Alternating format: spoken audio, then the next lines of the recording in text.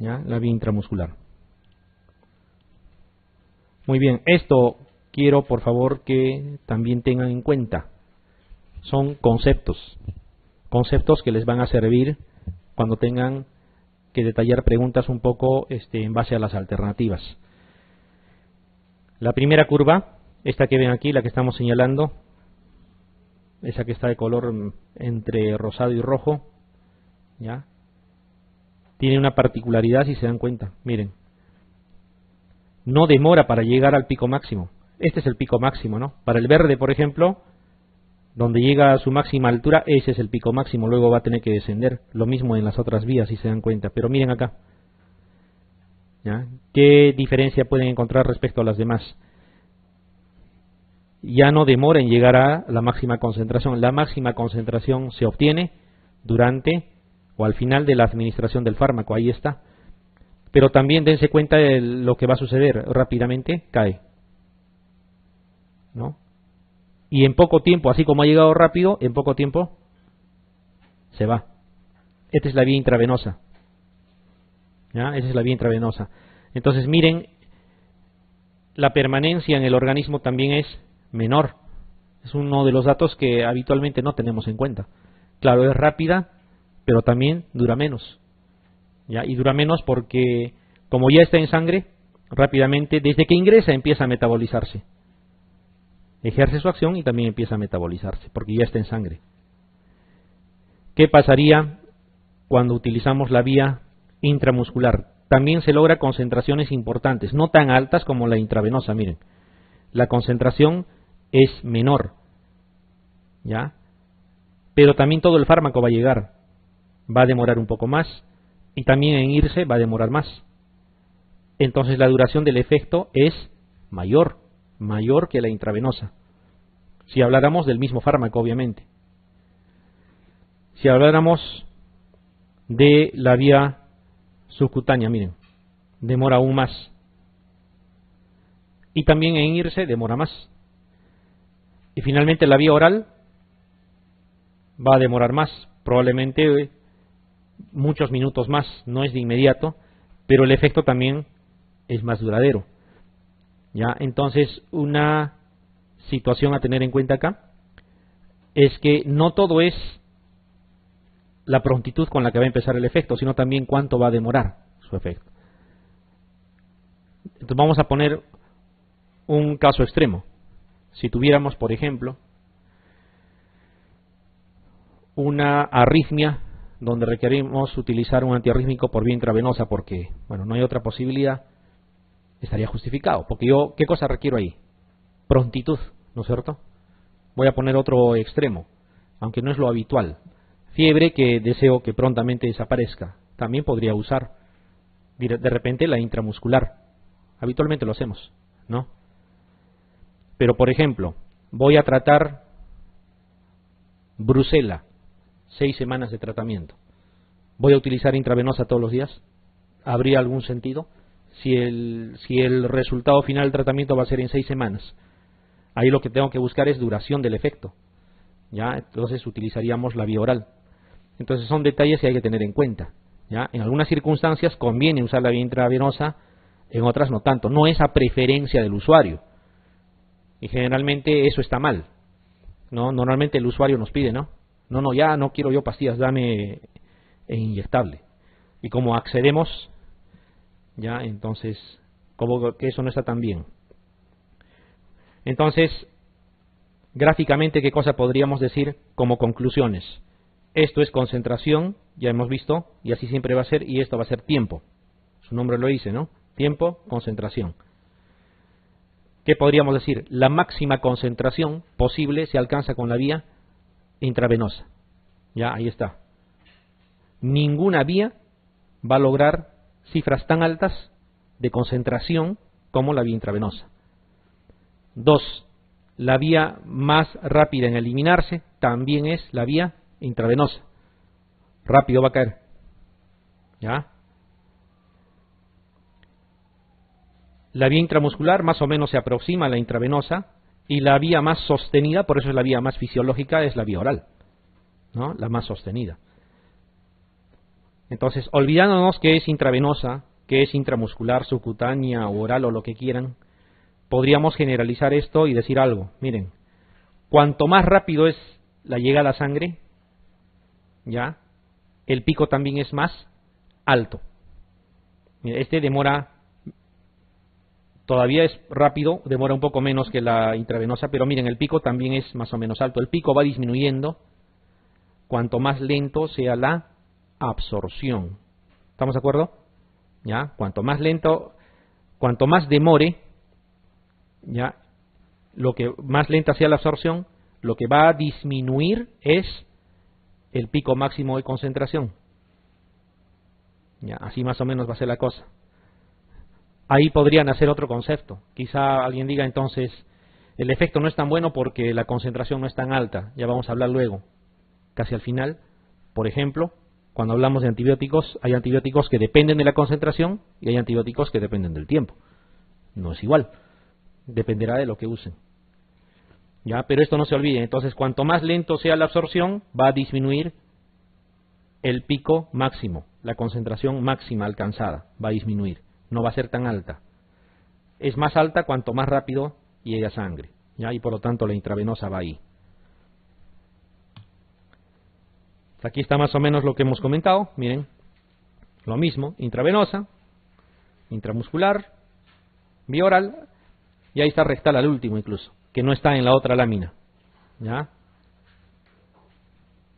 ¿Cuál era la ventaja, entre comillas, de la vía rectal? Era que había mejor biodisponibilidad al final. ¿Por qué? Mejor cantidad de fármaco que llegaba a sangre. ¿Por qué? Porque evadía el primer paso, ¿no? Comparado con la vía oral. ¿Ya? Pero, ya van a ver luego, la absorción es algo errática. ¿Ya? No es tan fácil de asegurar cuánto se va a absorber por múltiples razones. Incluso la presencia de materia fecal en la zona de absorción hace que se evite el contacto directo con la mucosa, ¿ya? Por lo tanto, no puede reemplazar a la vía oral, ¿ya? Sigue siendo la vía oral la más eficaz. Y esto también es importante, y no lo hemos mencionado en la lámina anterior, esto es importante. El tipo de presentación del fármaco influye también en su absorción, hablando exclusivamente de la vía oral. Miren, acá les está hablando, ya esto es comparado con la vía intravenosa, obviamente, ¿no? Pues con línea intracortada. Estas tres líneas nos interesan. Una solución oral no es lo mismo que cápsulas o comprimidos. Los comprimidos son las pastillas que conocemos, ¿no? Las tabletas, esos son los comprimidos. Las cápsulas, esas que tienen su envoltura, ¿no? Esas que a veces jugando de niños saben aperturar y echar, ¿no? El contenido, esas son las cápsulas. Las cápsulas son de gelatina, por eso se diluyen. Y la solución oral, ¿notan alguna diferencia entre las tres? ¿Cuál es más rápida para absorberse dentro de las tres? Por lo tanto, tiene pico mayor también. La solución oral, ¿ya? La solución oral se absorbe más rápido que las cápsulas y más rápido que los comprimidos o tabletas o pastillas, como quieran llamarle. ¿Por qué? Es muy simple. ¿Se acuerdan que una de las características que se requería en el fármaco para absorberse era el pequeño tamaño? ¿Ya? Y para que tengan pequeño tamaño tiene que estar disuelto. Cuando uno toma en solución oral, le ahorras ese trabajo o ese tiempo porque el fármaco ya está en condiciones de absorberse y rápidamente empieza a absorberse. Las cápsulas se diluye esa capa de gelatina y ya el fármaco está en condiciones también, porque si alguna vez se han dado la molestia, de hecho que sí, seguro que sí lo han hecho, de aperturar una cápsula, el contenido es como si fuera en polvo, ya está en pequeños tamaños, entonces rápidamente también puede absorberse. Pero el comprimido no es una tableta grande la que se tiene que administrar, hasta que se diluya va a demorar más y la absorción es más lenta. Y cuanto más demora la absorción, ¿qué cosa disminuye? El pico de concentración, ¿ya? Esto también es importante, hay que acordarse. Es por eso que en los niños pequeñitos la solución oral es importante, ¿ya? Es importante. Muy bien. A ver, justo a raíz de eso, miren ese interrogante. Les dice: al administrar un fármaco por vía digestiva, ¿Cuál de las siguientes formas de preparado farmacéutico logrará concentraciones plasmáticas más elevadas? Comprimidos, cápsulas, solución oral, tabletas masticables. Y la E dice la concentración plasmática es independiente de la forma. Si uno no recuerda eso, podría pensar, ¿no? ¿Qué tiene que ver? Es la vía la que tiene que ver. Claro, la vía tiene que ver, pero también la forma. ¿Cuál vamos a elegir? Solución oral, ¿ya? La solución oral. Y la que va a demorar más son los comprimidos. Bueno, esto es importante. Ya habíamos dicho que era la más fisiológica, pero agreguen de que también es la más segura. La más segura y la más fisiológica. Vía oral, sublingual, rectal, inhalatoria, transdérmica, es la vía oral. Es la vía también más usada. Aunque eso quizá está cambiando, ¿no? Pero no porque tenga indicaciones, sino porque accedemos mucho a lo que el usuario nos casi nos obliga, ¿no? Ya, la vía oral, la vía de administración más segura, más fisiológica, con menos efectos indeseados también, ¿ya? La vía oral. Aquí no se trata de que estén, digamos, observando muchos detalles en la tabla. La tabla la hemos puesto con otro objetivo. Quiero que se den cuenta de algo. Está hablando de la vía intradérmica, la subcutánea, la intramuscular, intravenosa, que son las parenterales más usadas, ¿ya? Ya nos olvidamos un poquito de la vía digestiva. Ya, si se dan cuenta de las que están acá, la intravenosa, no es solo que sea la más rápida, es inmediata, ¿no? Porque tú administras el fármaco, ya está donde debe de estar y empieza a actuar. La intramuscular, no se olviden, es una vía rápida. No hay mucha diferencia con la intravenosa. Es unos cuantos minutos nada más. Las concentraciones también, para lo que significa efecto terapéutico, es casi similar, ¿ya? La única diferencia es que la intravenosa es inmediata y en algunas circunstancias específicas se requiere que sea inmediato, ¿ya? Se requiere que sea inmediato, cuando es de vida o muerte, de inmediato. Pero para lo demás no debería tener mayor indicación la vía intravenosa. Si hay dos formas para elegir, deberíamos preferir, si va a ser la parenteral, de preferencia la intramuscular en todo caso. Y lo mismo aquí. Quiero que noten, la subcutánea tiene una característica importante. Ya, como su absorción es lenta, de todas las formas de administración parenteral, hablando, olvídense de la vía oral, parenteral, la subcutánea es lenta, pero es sostenida en el tiempo. Ya, esto se usa a favor cuando tenemos fármacos que necesitamos que actúen de forma sostenida. Por eso que se usa, por ejemplo, para administrar insulina. Porque si no, pues la insulina la darían intravenosa. ¿Qué pasaría en teoría si dieran intravenoso? Si fuese posible. Se iría rápido el efecto de la insulina, ¿no? No queremos eso. Nosotros estamos tratando diabéticos. Queremos que esto se sostenga, ¿ya? Entonces, cuando tú das subcutánea, por eso se ha hecho los preparados exclusivamente para eso, administras de forma subcutánea y esto va a tener un efecto sostenido. Esa es la idea, ¿ya? Bien claro, dice absorción de medicamentos lenta para lograr efecto sostenido. Y justo el mejor ejemplo es la insulina. Es casi un sinónimo, ¿no? Subcutánea con insulina. La intradérmica. ¿Algún fármaco administran por vía intradérmica? Eso de una vez debe quedar claro. Bueno, por esas cosas raras de la medicina probablemente por ahí van a encontrar algo, no lo sé. Ya, pero la vía intradérmica es más para hacer diagnóstico, no tanto como vía terapéutica. ¿Ya? Lo utilizamos más para hacer diagnóstico. El ejemplo, la clásica prueba de tuberculina. Pero hay otras pruebas también, ¿no? Intradérmicas. Para leishmania, por ejemplo, la leishmanina también es lo mismo. Hay antígenos, varios antígenos que se pueden utilizar por ahí, por esa vía. No es con la idea de tratar o sanar a un paciente, es para diagnosticar más que otra cosa. También es lenta, obviamente. La intradérmica se reserva para eso. ¿Y por qué es importante que recuerden esto que estamos comentando? ¿No? Para que resuelvan preguntas de este tipo, por ejemplo. Una de las siguientes vías de administración es más diagnóstica que terapéutica, dice. ¿Cuál? Intratecal, sublingual, subcutánea. transdérmica. ¿Cuál era transdérmica? Los parches, cuidado, ¿ya? Intradérmica aquí, y esa sería, ¿no? La vía intradérmica. Intradérmica.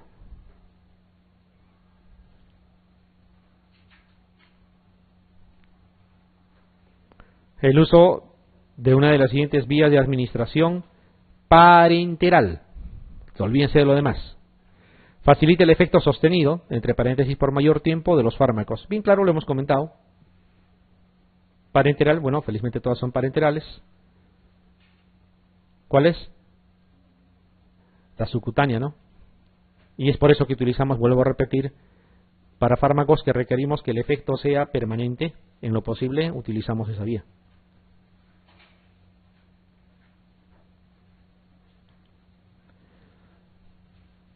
Muy bien, esto también ya se dijo más o menos, que para que un fármaco atraviese un epitelio, hay cosas que favorecen y hay cosas que van a ir en contra.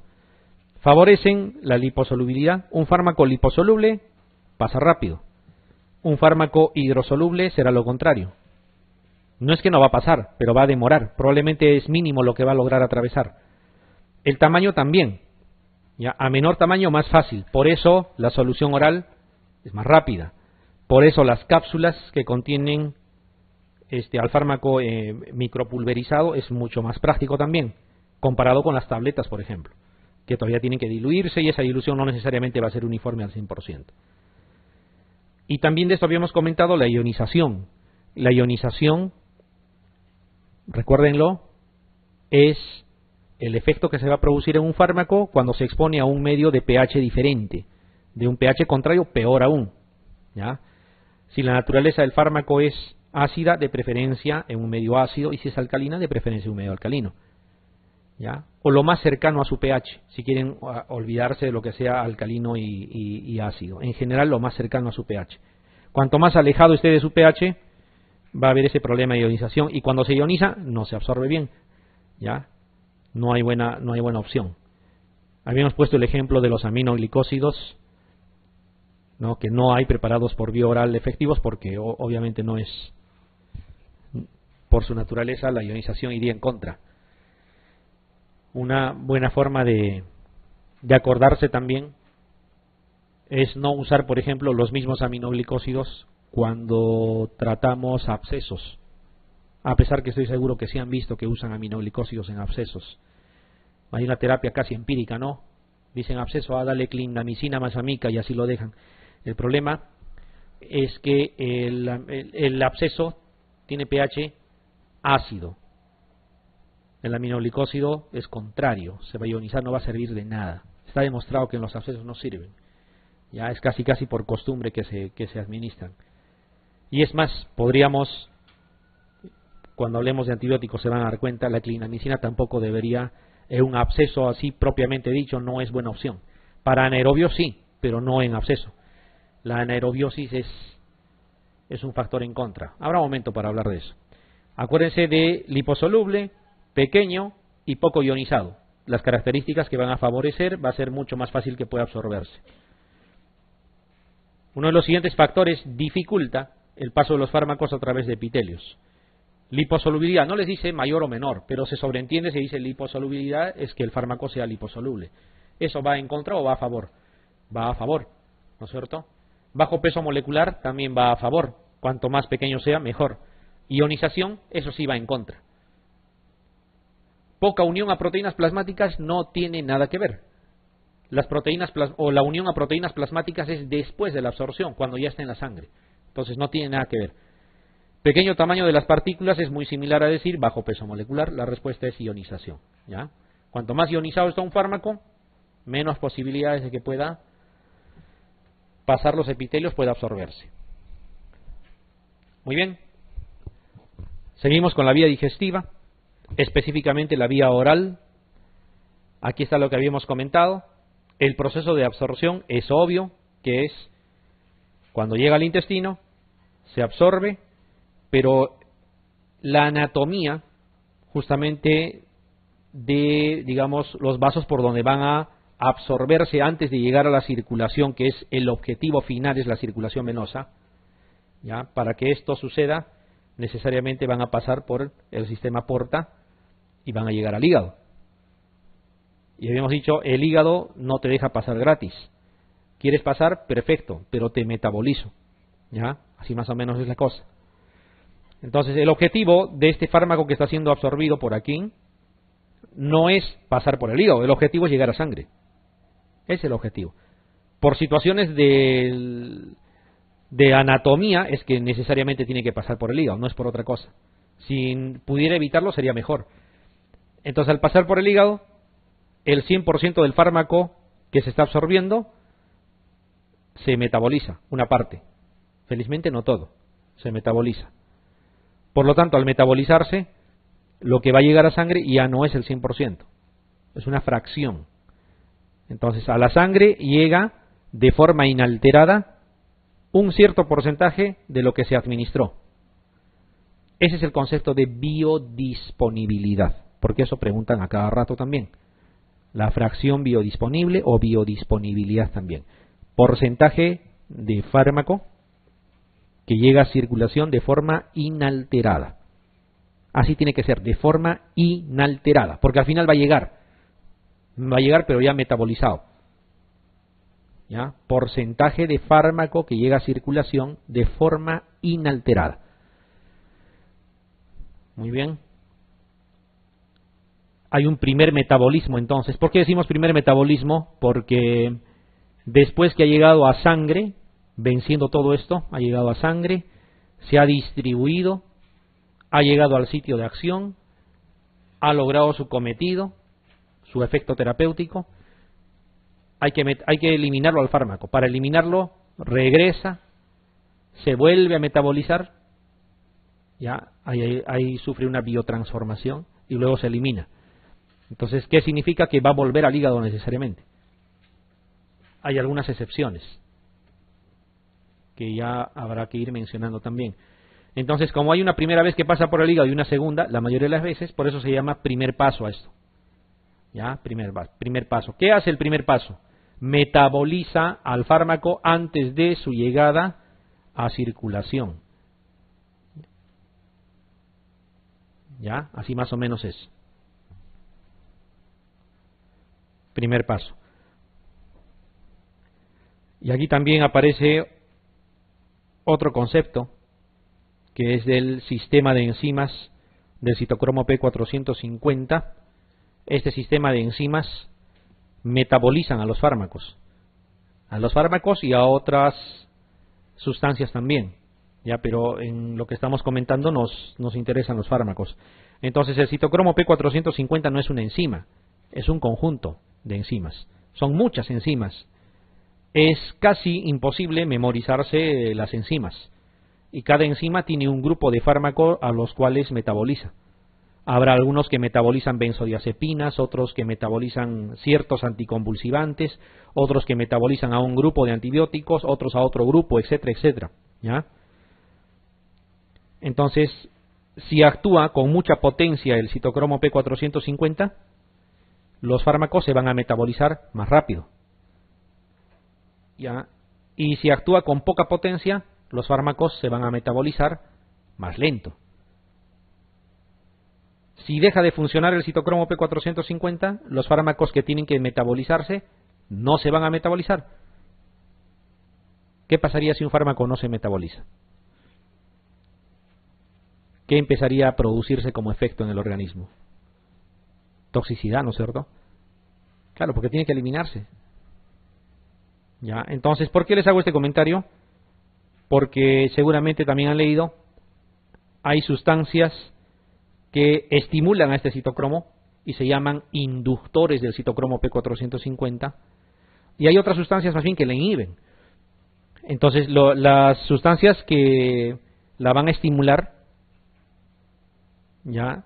O que la van a inducir, que se llaman inductores del citocromo P450, o inductores enzimáticos también le llaman, ¿qué cosas producirán? ¿Qué van a producir al final?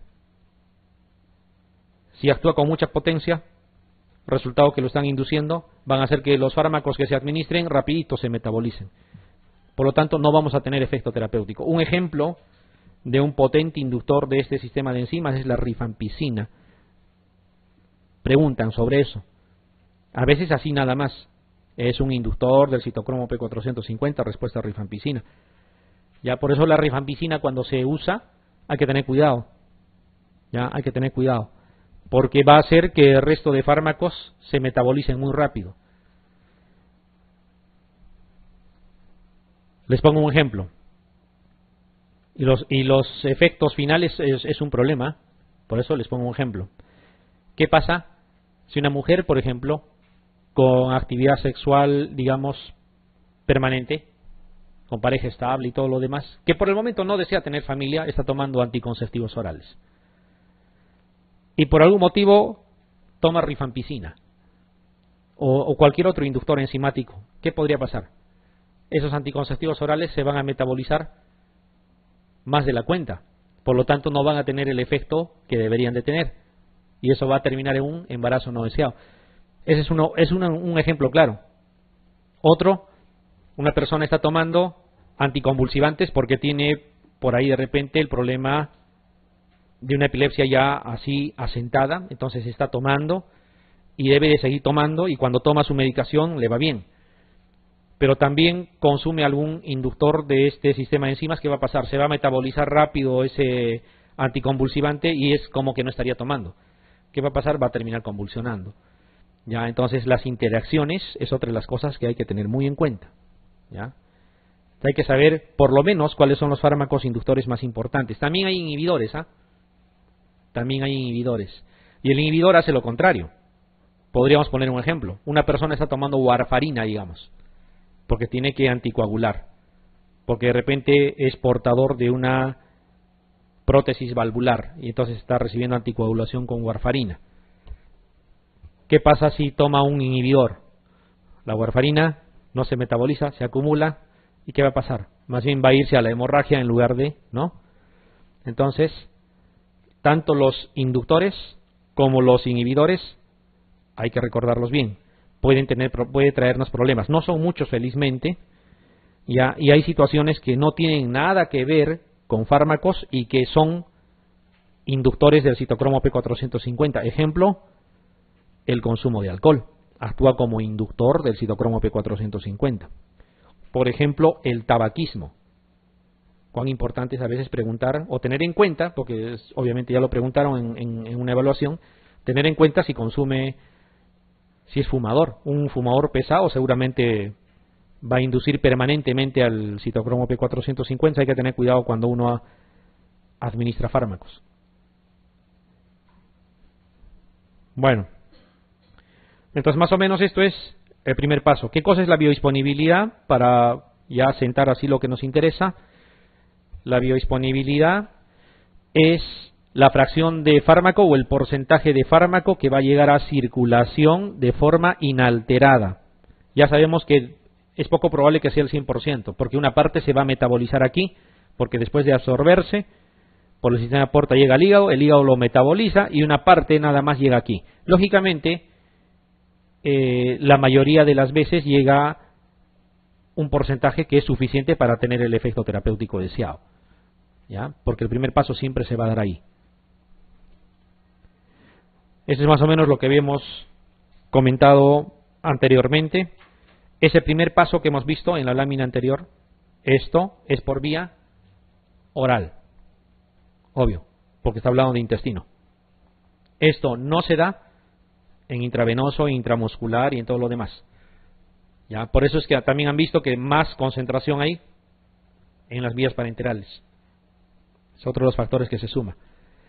Entonces, dentro de esa misma vía digestiva, había vía sublingual y había vía rectal también.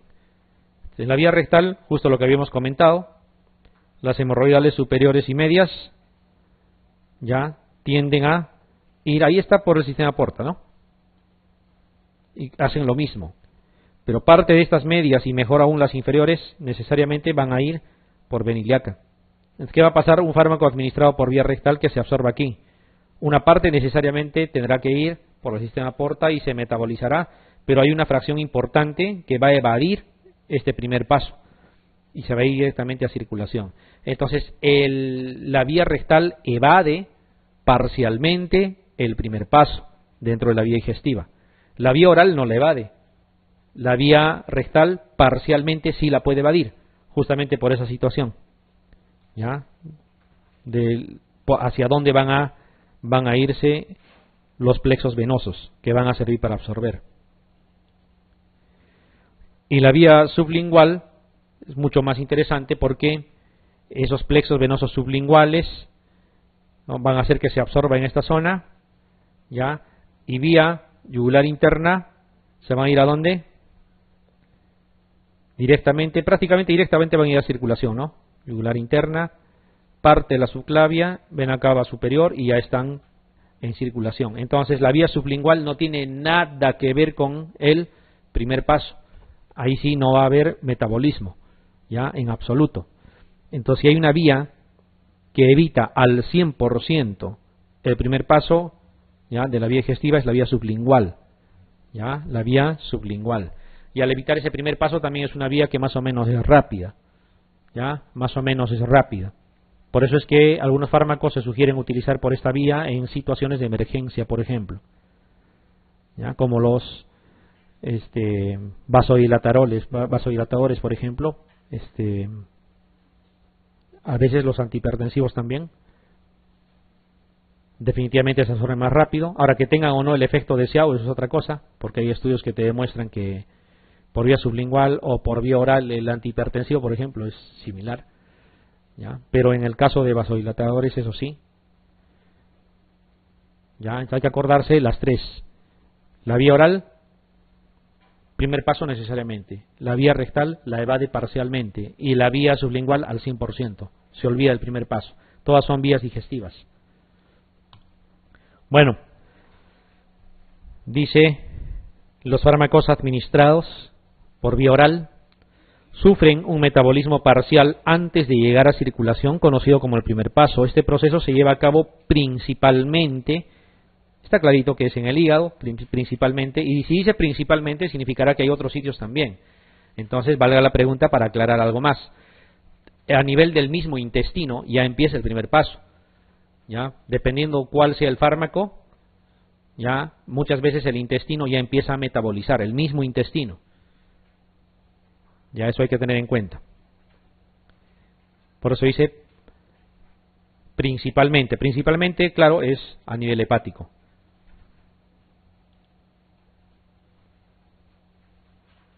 Un fármaco administrado por la siguiente vía evitará parcialmente el metabolismo del primer paso. Evitará parcialmente. No dice evitará el metabolismo parcial, que sería otra cosa. Sería absoluto eso. Aquí es evitará parcialmente. La vía rectal, ¿no? Claro, la vía rectal, una parte se va y otra parte se va por el otro lado. Parte pasa por sistema porta, otra importante se va por vena ilíaca.